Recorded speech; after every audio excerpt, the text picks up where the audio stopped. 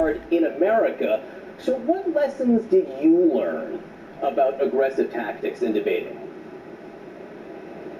Well, look, one of the things I would say is just be yourself and be true to Americans. I think the people of this country are able to snuff through pre-prepared, pre-canned talking points. One of the things I love about President Trump is he's not a guy who just sticks to a script. He's a guy who actually speaks his heart and mind. But one piece of advice I would give him, and I've gotten to know President Trump, especially after I've left the presidential race, is he is actually somebody who deeply cares about national unity. And that does not come across in the media's normal reporting of him. So one of my pieces of advice to him, and I think that he will be successful in getting this across, if not at the debate for the rest of the campaign, is how much he does care about reuniting one nation in this country. Biden pledged to unite the country. He has failed miserably. And I think that this debate tonight is a chance to focus on that vision for the future rather than relitigate. Have you ever looked at Donald Trump's social media account, like on major national holidays where he says Happy Easter to all, even the scum, and filth of the earth, things like that? That's a message of unity? Well, look, obviously because the media is actually thinking a lot of the things that he said in a position of having been a fighter. Look, that first term had to be about fighting fire with fire, because that's the position. No. I'm talking about 3 weeks ago. I'm talking about 3 weeks ago. Do you think his social media account is unifying? This guy is such an idiot. But again, this is what Vivek is talking about. The division in this country, right, that the media says is caused by Trump. It's not caused by Trump, it's actually caused by the media, right?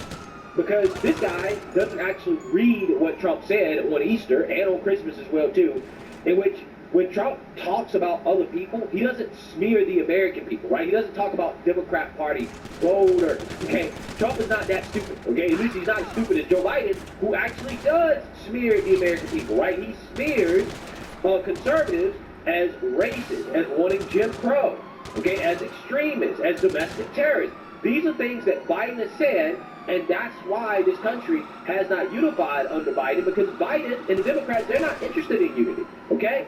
Trump's message is very unifying if you actually listen to his message without the media spin. But when you have the media spin, which is what this guy just did, okay, referencing Trump's Truth Social post, but didn't actually quote the post, because if you actually quote the post, you'll see, oh, he's talking about Democrats, right? He's quite literally talking about his political opponents, okay? He's not talking about Democrat voters. He's not talking about everyday people, okay? He's talking about Democrats, elected officials, which is, again, much different than what Biden has done, which is to attack MAGA voters or to attack Republican and conservative voters.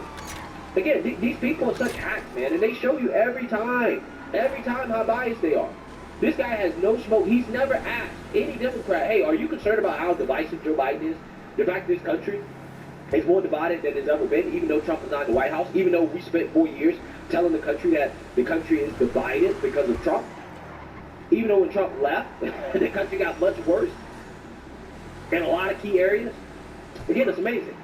Look, I don't think social media is set up to be unifying, period. And that's not a left-wing or a right-wing point. That's a 280 characters point. But I'm revealing a point that I think is counterintuitive to a lot of people, but is important. It's counterintuitive because they don't revitalizing the greatness of America see and uniting this country. And I think that's important.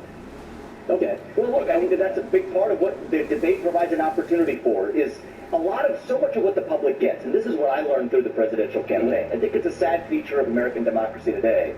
So much of what the public gets, John, is through filters. Either the filters of algorithms, the filters of cable news. And that's why I think these debates are unique moments where if people actually watch it directly from the candidates, they get to assess for themselves who those candidates really are. And the more this is about the vision for the next 4 years, and taking advantage of a unique opportunity that Americans have not had in more than a century. This is a once-in-a-century opportunity to say you have two presidents, both of whom have 4-year records. Compare 4 years of Trump with 4 years of Biden. And I think that's a rare opportunity that ought not be squandered by personality-based accusations. That's what a successful debate is. 100%. This debate is an unbelievable opportunity for voters to look at both candidates and assess that. I think that is indisputable at this point. Again, people should go look at Donald Trump's social media account, which is unfiltered. He writes it, America sees it, there's no filter there. Yeah, they should look at Joe Biden's social media accounts and his speeches as well too, right? If that's the game they want to play. Again, this guy pretends that Biden's not divisive at all. Okay, I mean, it's just so ridiculous. Progressive tactics, the reason I did bring that up, because Trump himself seemed to acknowledge that 4 years ago in the first debate he came out too hot. He told the Washington Examiner, I was very aggressive in the first one. The second one, I was different, and I got great marks on the second one. So what you're saying here is you'd like to see him less hot, less like he is on social media, something different than maybe America has seen? I'd like him to be just himself so Americans can actually see it directly for themselves rather than through the filters. Sometimes that may require aggression. But there's an expression in my own family, I talked about it in the campaign trail, and I think Donald Trump embodies it as well. You have to be strong enough to protect your kindness. Strong enough he is, and most Americans know that about him, that he's a fighter. But I'd like for Americans to also see the side of him that I've had a chance to see since I've left this race, which is that Trump also cares about leading the entire nation, and yes, dare I say, uniting this country. That part I don't think has come across through the filters. I do hope it comes across tomorrow night at the debate.